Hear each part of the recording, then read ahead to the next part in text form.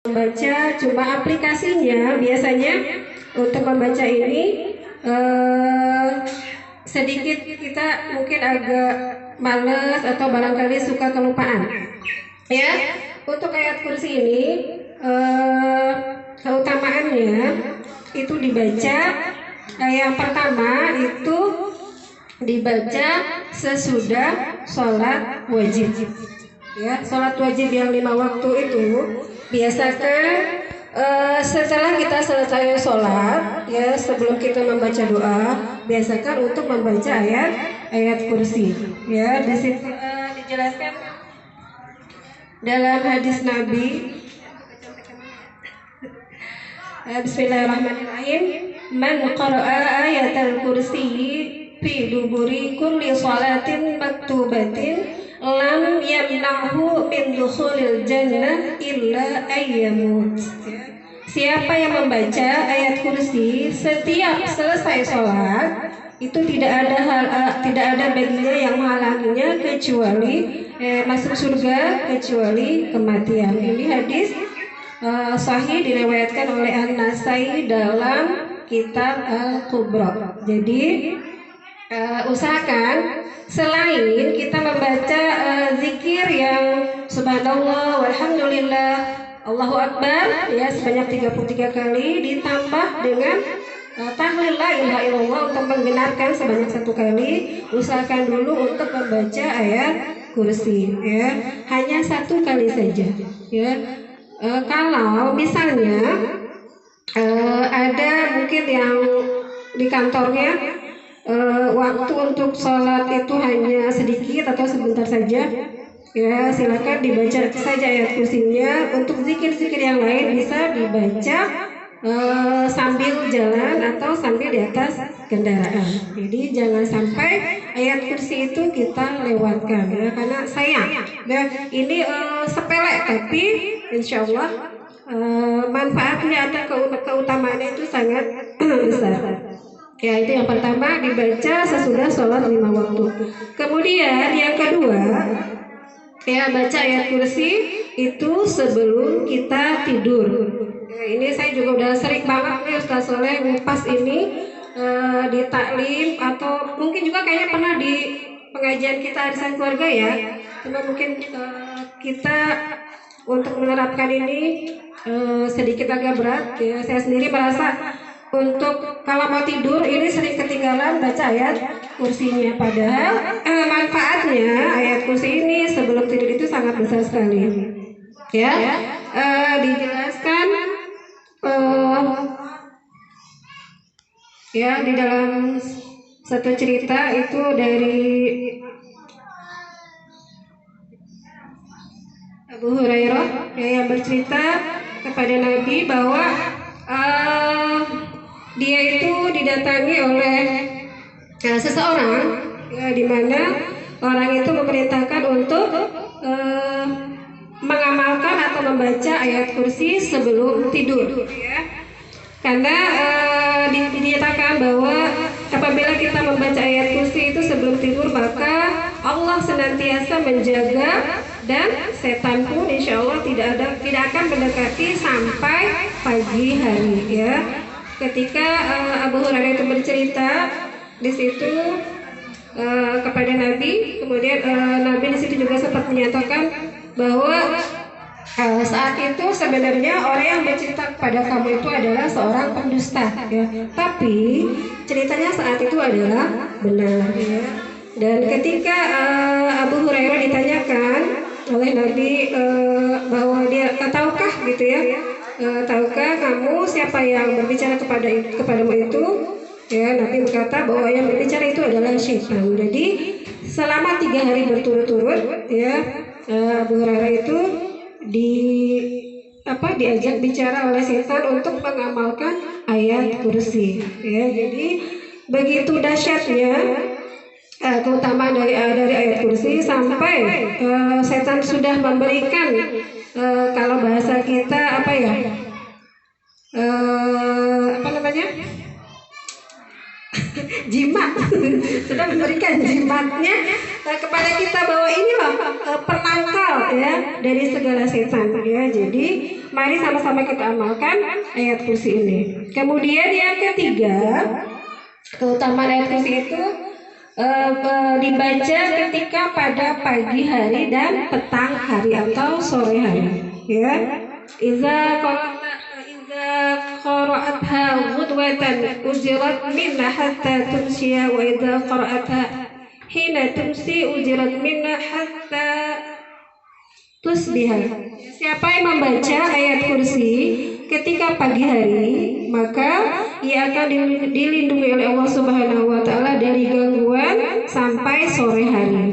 Kemudian jika kita membacanya pada sore hari, maka akan dijaga dari gangguan sampai pagi hari. Jadi kalau kita baca di pagi dan petang hari, insya Allah dalam satu hari itu, dari pagi ketemu pagi lagi besok, ya kita selalu dalam lindungan Allah Subhanahu wa taala dari godaan syaitan. Ya, itu yang pertama. Kemudian amalan yang kedua, kita dianjurkan untuk membaca sholawat kepada Nabi Muhammad Sallallahu Alaihi Wasallam. Ya, sebagaimana tadi saya sudah bacakan ayatnya di dalam surat Al-Ahzab ayat 56. Innallaha wa malaikatahu yusalluna 'alan nabi ya ayyuhalladzina amanu shallu 'alaihi wa sallimu taslima. Ini benar-benar perintah Allah langsung kepada kita untuk memperbanyak membaca sholawat. Ya, karena diantaranya keutamaan sholawat itu yang pertama itu doa kita akan dikabulkan oleh Allah Subhanahu wa taala. Ya, biasanya kalau kita mau membaca doa, ya selain kan kita nggak langsung tertuju kepada doa kan, ya diawali dengan puji-pujian kepada Allah, kemudian puji-pujian kepada Nabi Muhammad, dalam hal ini adalah membaca sholawat Nabi, baru dilanjutkan dengan doa atau hajat kita. Itu yang pertama. Yang kedua, sholawat ini kalau kita baca ini akan dijanjikan pahala yang berlipat ganda oleh Allah Subhanahu wa taala. Ya, sebagaimana dijelaskan dalam hadis Nabi,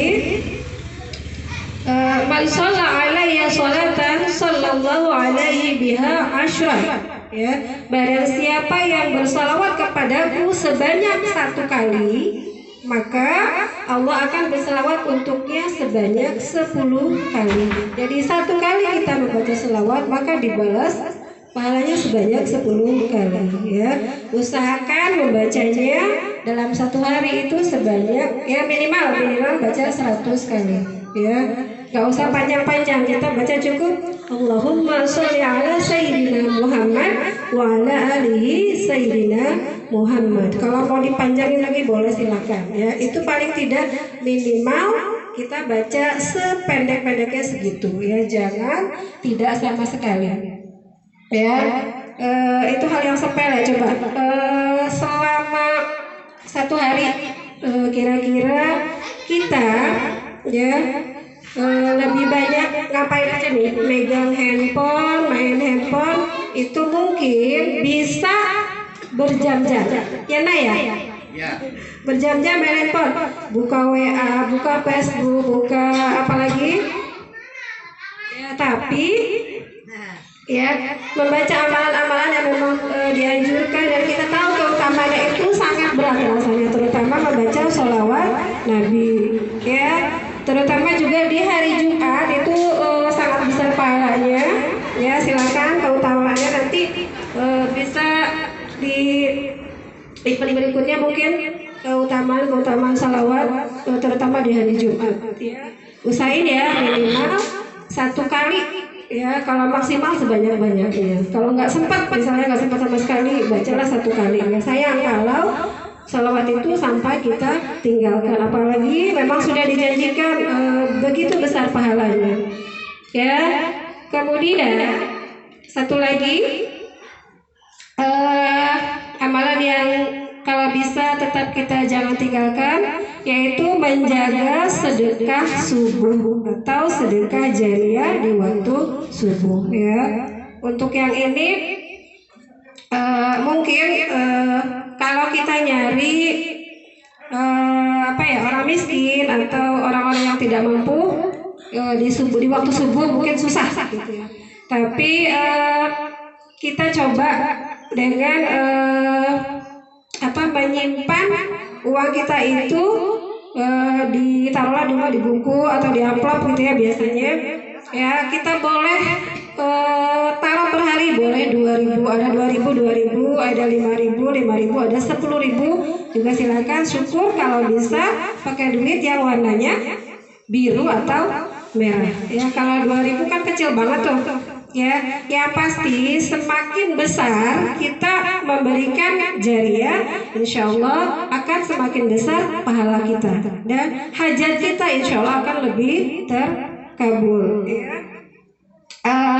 Insya Allah sedekah jariah ini juga tidak akan terputus ya sampai nanti kita mati ya, sebagaimana dijelaskan dalam hadis Nabi, idza mata ibnu adama in qata'a amalu illa min salasin. Salah satunya adalah shadaqatin jariyah ya, sedekah jariah ya. Dan sedekah subuh ini ya insya Allah bisa menjadi wasilah atau penghubung untuk anak-anak kita. Jadi kalau kita punya hajat ya, usahakan atau biasakan satu hari itu kita memberikan jariah di waktu subuh diiringi dengan doa ya. Hajat kita saat itu apa ya, kita niatkan atau kita bacakan ya, jangan banyak-banyak. Kita naruhnya 2.000 misalnya atau 5.000, doanya bejibun ya, minta panjang umur, minta berkah rezeki, minta anak yang soleh, minta misalnya punya keturunan yang sudah jangan banyak-banyak, satu aja dulu ya. Satu hari ini kita minta, ya Allah berikan kesehatan untuk